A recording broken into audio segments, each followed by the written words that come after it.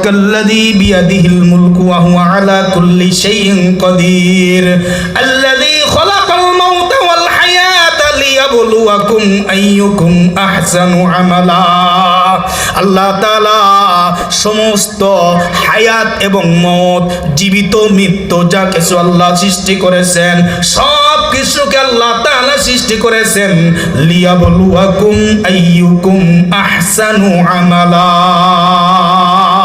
পরীক্ষা করার জন্য কে ভালো কাজ করতে পারবে, কে ভালো কাজ করতে পারে। আল্লাহ তাআলা দুনিয়ার মধ্যে এই ভালো কাজের পরীক্ষা দেওয়ার জন্য আল্লাহ তাআলা পাঠাইয়া দিছে, পাঠাইয়া আবার আল্লাহ তাআলা বান্দাদেরকেও সতর্ক করিয়া দিছে, ও বান্দা দুনিয়ার মধ্যে আমি তোমাদের পরীক্ষার জন্য কিছু চাকচিক্য বিষয় রাখিয়া দিছি, যে কাজগুলি করলে দুনিয়ার মধ্যে অনেক মজা লাগে, অনেক আনন্দ লাগে, অনেক আনন্দ লাগে, সাময়িকভাবে সেই আনন্দ তোমরা পাইবা, প্রক্ষান্তরে এগুলি থেকে বেঁচে থাকতে হবে। যদি বেঁচে থাকো সেটা তোমাদের জন্য কষ্ট হবে। কেমন কষ্ট হবে? আল্লাহর রাসূল সাল্লাল্লাহু আলাইহি সাল্লাম ফরমান, ক্বালান নাবিয়্যু সাল্লাল্লাহু আলাইহি ওয়াসাল্লাম আদ-দুনিয়া সিজনুল মুমিনিন ওয়া জান্নাতুহা লিল কাফিরিন। পয়গম্বর ফরমান, দুনিয়াটা মুমিনদের জন্য কয়েদখানা, দুনিয়াটা মুমিনদের জন্য জেলখানা। জেলখানায় যখন মানুষ যায় নিজের ইচ্ছা মতো যা খুশি তা করতে পারে না, কথা ঠিক কিনা বলেন?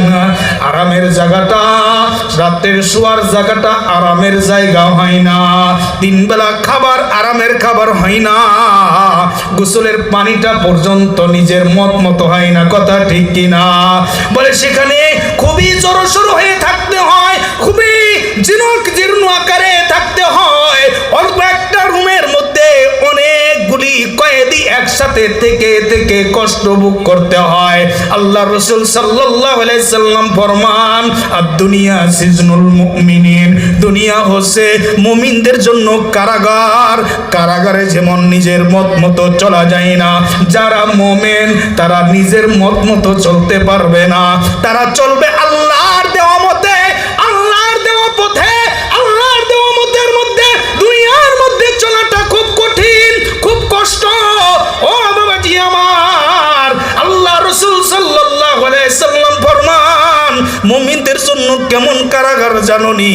বলে এই যে শীতের রাত্র, শীতের রাত্র, এখন শেষ রাত্রে ফজরের সময় নামাজের জন্য উঠাটা খুব কঠিন, কথা ঠিক কিনা?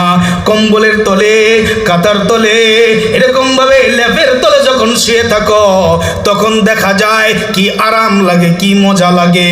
এই আরামের বিছানা আরাম করিয়া, আরামের বিছানা ছাইরা দিয়া বান্দার উঠতে খুব কষ্ট হয়, এশারের নামাজে যাইতে খুব কষ্ট হয়, খুব শীত লাগে, আরাম লাগে না। এই হলো কষ্ট। বলে কোন দিকে তাকাইবা? মুমিন যেই দিকে তাকাইবে দুনিয়ার মধ্যে সেই দিকে তার কষ্ট।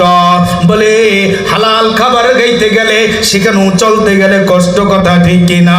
ধনী হইতে গেলে হালাল পন্থায় সহজে ধনী হওয়া যায় না, কথা ঠিক কিনা? হারাম পন্থায় তাড়াতাড়ি ধনী হওয়া যায়। দুনিয়ার মধ্যে মানুষের সুনাম অর্জন করলে অনেক সময় দুর্নীতি কইরা সুনাম অর্জন করে, কথা ঠিক কিনা? ন্যায় ইনসাফের পথে যারা চলে তাদের দাম থাকে না, তাদেরকে মানুষ মূল্যায়ন করে না। এটা হলো জেলখানার কয়েদির মতো, জেলখানার কয়েদির মতো।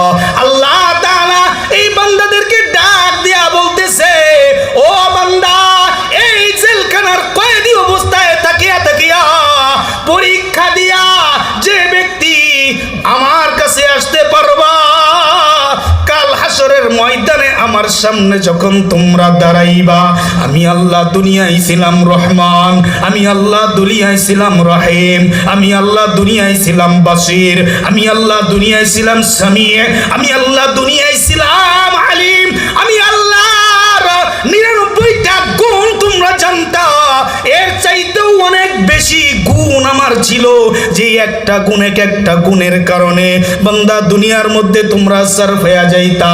যে ফজরের নামাজ পড়ে নাই, আমি আল্লাহ কোন একটা গুণের কারণে তাকেও দুনিয়ার মধ্যে লালন পালন করেছি, তাকেও আমি আরাম দিয়েছি, তাকেও আমি শান্তি দিয়েছি।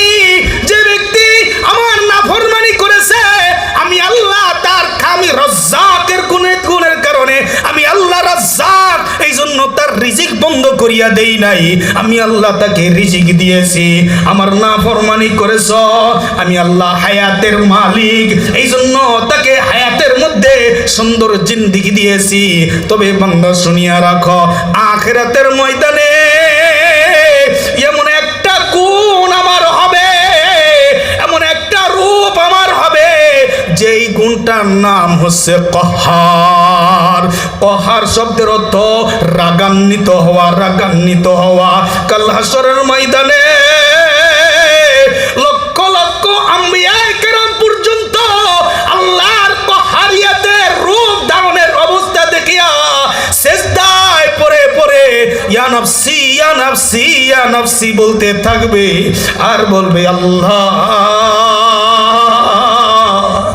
তোমার কহারিয়াতের সামনে দাঁড়াইয়া হিসাব দেওয়ার মতো সময় আমার নাই, হিসাব দেওয়ার মতো ক্ষমতা আমার নাই। আল্লাহ ইয়া নফসি ইয়া নফসি, আল্লাহ আমাকে মাফ করে দাও, আল্লাহ আমাকে নাজাত দিয়া দাও, আল্লাহ আমার হিসাব নিকাশকে তুমি আসান করিয়া দিও, আসান করিয়া দিও।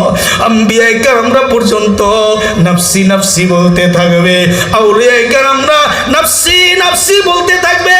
আল্লাহর কহারিয়াতের সামনে দাঁড়ানোর মতো ক্ষমতা কারো থাকবে না, আল্লাহর কহারিয়াতের সামনে দাঁড়ানোর মতো শক্তি সাহস কের থাকবে না। সকলেই চিন্তিত থাকবে, না জানি কি হয়ে যাবে, আল্লাহ জানি কোন ফাইসালা দিবে। আল্লাহ তাআলা বলে ওই আমার কহারিতের সময়, ওই সময় মানুষগুলি দুইটা ভাগে বিভক্ত হয়ে যাবে। একটা ভাগ হবে ফাম্মা মান সাকুলাত মাওয়াজিনুহু ফাহুয়া ফি ঈশাতির রাদিয়া। বলে ওই সময় এরকম কিছু লোক থাকবে, এমন কিছু লোক থাকবে যেই লোকগুলির আমলের পাল্লা ভারী হয়ে যাবে, যার আমলের পাল্লা ভারী হয়ে যাবে। ফাহুয়া ফি ঈশাতির রাদিয়া, সে আল্লাহর রাজামন্দি পূর্ণ স্থানের মধ্যে তার জায়গা হয়ে যাবে। আল্লাহু আকবার, তার জায়গা এমন জায়গা হবে, শান্তির জায়গা হবে। বলে সেটা শুধুই কি জান্নাত? বলে না, শুধুই জান্নাত না। হাসরের ময়দানে আল্লাহ তাবারক ওয়া তাআলা ওই বান্দা যার আমলের পাল্লাটা ভারী হয়ে যাবে, আল্লাহ তাআলার সাথে সাথে আরশের নিচে ওই বান্দাকে কহারিয়াতের অবস্থায় টান দিয়া আল্লাহর আরশের মধ্যে ঢুকাইয়া দিবে। বলেন সুবহানাল্লাহ।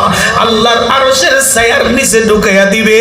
দুনিয়ার মধ্যে দেখবেন বাবা, যেই বাবাটা সন্তানকে বেশি রাগান্বিত হয়, সন্তানের প্রতি বেশি রাগান্বিত হয়, যেই ব্যক্তি দুনিয়ার মধ্যে বেশি রাগান্বিত থাকে, যেই ব্যক্তি দুনিয়ার মধ্যে বেশি মেজাজি থাকে, ওই ব্যক্তির সামনে যা যদি কেউ সুন্দর ভালো একটা কাজ করতে পারে, তো ওই ব্যক্তিটা এমন নরম হয়ে যায়। বলে ওই একটু আগে যেই ব্যক্তিকে রাগ করেছে, তাকে বুকের মধ্যে টানিয়া পিঠের মধ্যে এরকম হাত বুলাইয়া দেয়, তার পিঠের মধ্যে হাত বুলাইয়া দেয়, তার কপালের মধ্যে চুমো খায়। তদরূপ আল্লাহ তাআলা কাল হাসরের ময়দানে কহারিয়াতের রূপ থাকা অবস্থায় যখন মানুষের কিছু কিছু মানুষের আমলের পাল্লাগুলি ভারী হয়ে যাবে, আল্লাহ তাআলা ফাহুয়া ফি ঈশাতির রাদিয়া, আল্লাহ তাআলা সন্তুষ্টযুক্ত স্থানের মধ্যে পাঠায়া দিবে। সেটা হলো এক নম্বরে আল্লাহর আরশের ছায়ার নিচে পাঠায়া দিবে।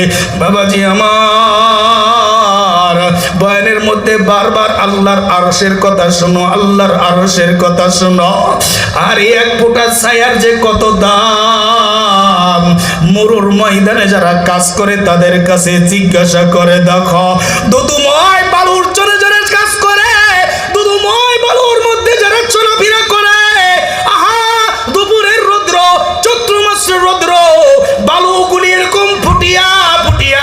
বালুর মধ্যে দিয়ে তাপ বের হইতে থাকে। ওই সময় যদি কোনো ব্যক্তি ওই বালুকাময় জমিন দিয়ে চলতে থাকে তো চলার সময় মাঝে মাঝে আকাশের দিকে তাকায়, দেখে সূর্যের নিচে কোনো মেঘের ছায়া দেখা যায় কিনা। সূর্যের নিচে যদি মেঘের ছায়া দেখা যায় তো মাথার মধ্যে একটু ছায়া লাগবে, একটু আরাম লাগবে। বাবারে আমার, দুনিয়ার এই সাধারণ গরমের জন্য মানুষ গাছপালার ছায়া খুঁজতে থাকে, ঘরের ছায়া খুঁজতে থাকে। কাল হাসরের ময়দানে আল্লাহর নবী সাল্লাল্লাহু আলাইহি সাল্লাম ফরমান, আজকে এই সূর্যটা আমাদের থেকে 30 লক্ষ মাইল দূরে পিছনের দিক দিয়ে তাপ দিতেছে। পয়গম্বর ফরমান, এই সূর্যটার উপর দিয়া 70,000 ফেরেশতারা বরফ ছিটায় সূর্যটাকে ঠান্ডা করে রাখতেছে। তারপর চৈত্র মাসে এই সূর্যের তাপ আমরা সহ্য করতে পারি না। হাসরের ময়দানে আল্লাহ তাআলা নাফরমানদের উপরে, কাদের উপরে? নাফরমানদের উপরে এই সূর্যটাকে উফুত করিয়া সারিয়া দিবে। পয়গম্বর ফরমান, তখন সূর্যটা অত দূরে থাকবে না, সূর্যটা মাত্র সোয়া হাত উপরে থাকবে। কোন মতাম কোন নেওয়াদের মধ্যে আছে 1 হাত উপরে সূর্যটা থাকবে। সূর্যের গায়ের মধ্যে যত তাপ আছে সমস্ত তাপগুলি নাফরমানের মাথার উপরে ছাড়িয়ে দিবে। নাফরমান সূর্যের তাপের কারণে মাথার মগজগুলি ভাতের মতো টপকাইতে থাকবে। আল্লাহর নবী ফরমান, মগজগুলি গলিয়া নাক দিয়া বের হতে থাকবে, কান দিয়া বের হতে থাকবে। নাফরমান ওই সময় দৌড়াইতে থাকবে, ছায়া করে একটু ছায়ার দরকার। হায় একটু যদি ছায়া পাইতাম তাহলে মনে হয় একটু আরাম লাগতো। দৌড়াইয়া ওই আরশের ছায়ার দিকে দৌড় দিবে। তো যখন আরশের কাছাকাছি যাবে ফেরেশতারা তাদেরকে ফিরাইয়া দিবে। নাফরমান ফজরের সময় মুয়াজ্জিন তোকে ডেকেছিল, হাইয়া আলাস সালাহ,